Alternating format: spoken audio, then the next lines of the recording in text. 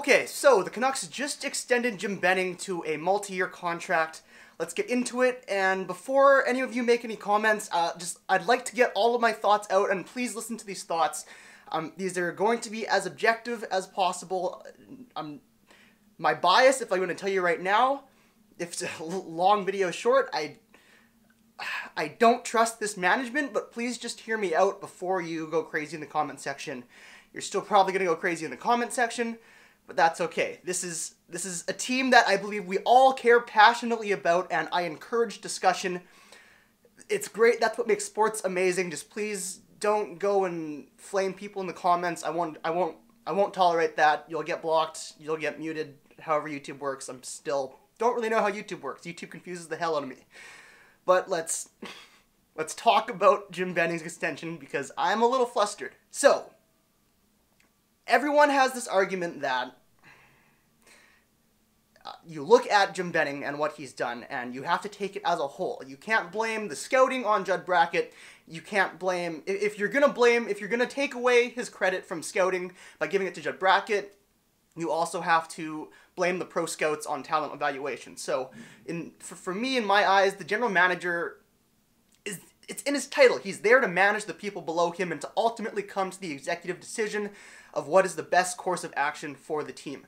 So, regardless if Brock Boeser or Adam Gaudette was a Judd Brackett pick, Benning at the end of the day is the one standing on that microphone saying, we select Brock Boeser out of the Waterloo Blackhawks.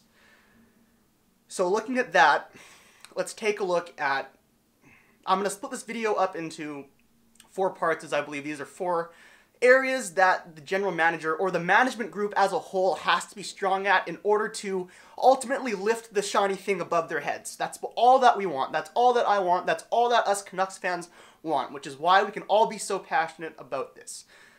So, the four topics that I'll be breaking this video down into will be drafting, pro talent evaluation, contract negotiations, and asset management. And asset management refers to free agency, trades, using good use of your salary cap space, using everything in your disposal to ultimately better your team. Let's first start off with drafting, and there's no question that drafting is this management era's best strength. You've got Brock Boeser, selected 23rd overall in 2015 draft. Elias Pettersson is looking like a steal at 5th overall in last year. Adam Gaudette was a steal in the 5th round. Thatcher Demko is looking like our goalie of the future in the 2nd. You could even argue that Gustav Forsling was an amazing pick, so was Nikita Triamkin.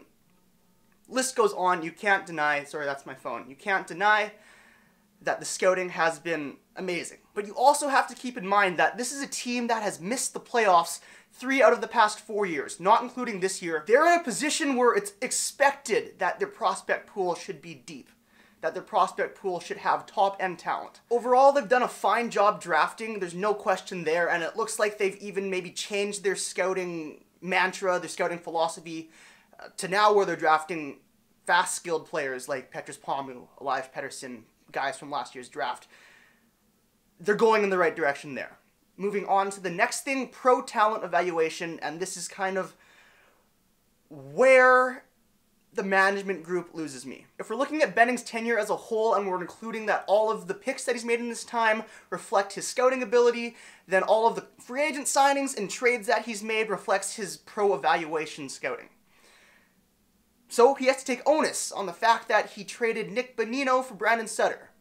And he even gave Brandon Sutter something like $4.25 million for 6 years, believing that he could be a number 2 center. Let's face the facts, Brandon Sutter is not a number 2 center. He traded Jerry McCann, a 2nd and a 4th, for Eric Goodbranson in the hopes that Goodbranson would be a top 4 defenseman. Let's be real, Eric Goodbranson is not a top 4 defender. He signed Louis Eriksson for 6 years at $5.56 million a year. He has not lived up to that contract. Sam Gagner, Michael Del Zotto, the list, I can go on with this list. And again, this comes down to turning the Vancouver Canucks into a Stanley Cup contender. It's one thing to go from a bottom-feeding team to a playoff team, but it's a whole nother thing to take a playoff team and turning that into a Stanley Cup contender. You have to make smart moves at the deadline. You have to find the right pieces that will fit within your team. You look back at 2011, Mike Gillis did a great job by getting Chris Higgins, Max Lapierre, Henrik Samuelsson, Christian Ehrhoff, and sure, you could make the argument that Benning hasn't proven himself in this because he hasn't had a chance to, but if you look at this management group mandate from when they took over the job, they believed that this core was still competitive as long as they gave it a quick little retool.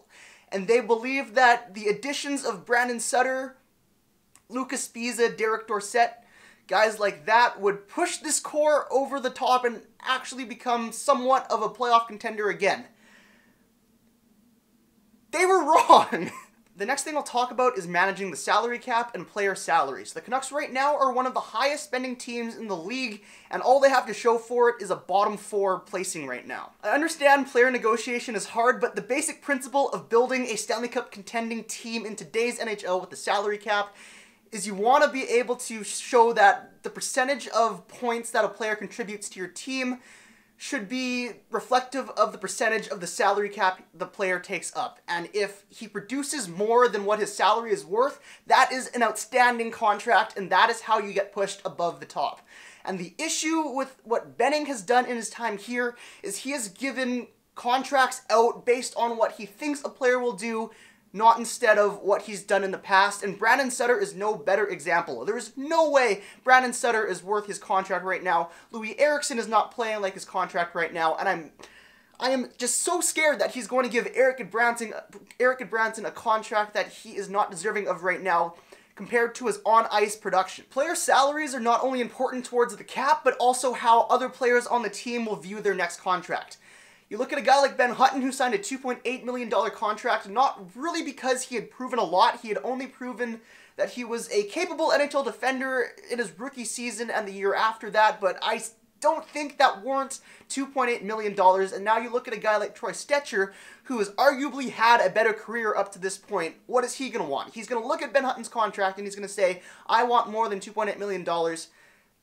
That happens in the NHL. You look no further. I'm going to go back to the old regime when we're talking about the Sedin's contract and Roberto Luongo's contract. After the 2009 season, the Sedin twins were free agents, and they wanted more than what the Canucks were offering, and they were looking to go into free agency. However, right before the free agent period began, Mike Gillis and Lawrence Gilman flew out to Sweden to talk to the Sedins face-to-face, and basically told them that in order for us to build a Stanley Cup contending team and put players to surround you to ultimately win the Stanley Cup, they would have to take less. Sedin's thought about it. Next day, they actually signed for $6.1 million, which is way less than their market value. That's not only important because it allowed them to sign the guys like Ryan Kessler, Alex Burrows, Roberto Luongo, Dan Hamhuis, Alex Edler, Christian Ehrhoff, afford guys like that. It also set the internal cap. Roberto Luongo wanted to be the highest paid player on the Vancouver Canucks. He wanted to be paid more than the Sedin twins, which he ended up getting paid big time. However, because of the contract structure, his cap hit would only be, $5.3 million per year. And yes, you can crap on that contract all you want. But if the Canucks won the Stanley Cup that year in 2011, no one would care what that contract looked like. They were able to sign the best goaltender in the league in his prime for a cap hit of $5.33 million. That is an absolute steal of a contract. Imagine having Carey Price right now for $5.33 million a year in cap hit. Again, these are the kinds of moves that GMs have to do in order to win a Stanley Cup in the salary cap era.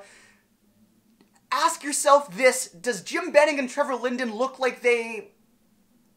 Can you trust them to do this? So far, all they've proven is that they can draft well, given that they've had top 5 picks in the past 2 years. But we've also seen that they don't know how to hand out contracts, and they don't know how to evaluate pro talent. The last thing we'll talk about is asset management. The Canucks still have a long way to go in this rebuild. Even if every single prospect pans out, it's still not enough. If you look at what the Tampa Bay Lightning have, what the Toronto Maple Leafs have, what the Winnipeg Jets have, there's still a long way to go. And when your best strength is drafting, why wouldn't you want to have as much currency in the draft as possible? You go back to Dan Hamhuis and how that was handled.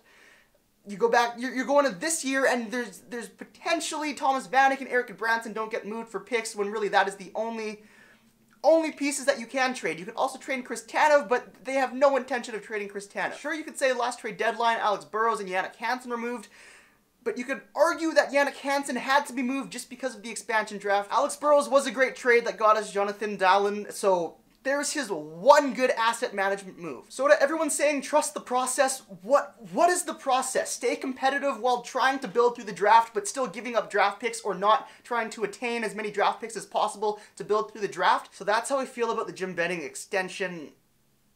I just don't have faith in this management group that they have what it takes to push us over the top. They're great for what they're doing right now. It's just, it could be better, and that's what bugs me. It could be better, and that's, again, at the end of the day, that's all I want, for this team to do well. So that's my thoughts. Let me know what you guys think. Feel free to flame me, just don't flame anyone else in the comments. Let's have a nice civil discussion. Is that even possible on YouTube? That's how I feel. If you really feel that Benning is the right man for this job, please let me know why. The only argument I see is he's loaded up the prospect cupboard. It's the best prospect depth pool we've had in years. And yeah, this is the worst team we have had in years. They better have a good prospect pool from the draft.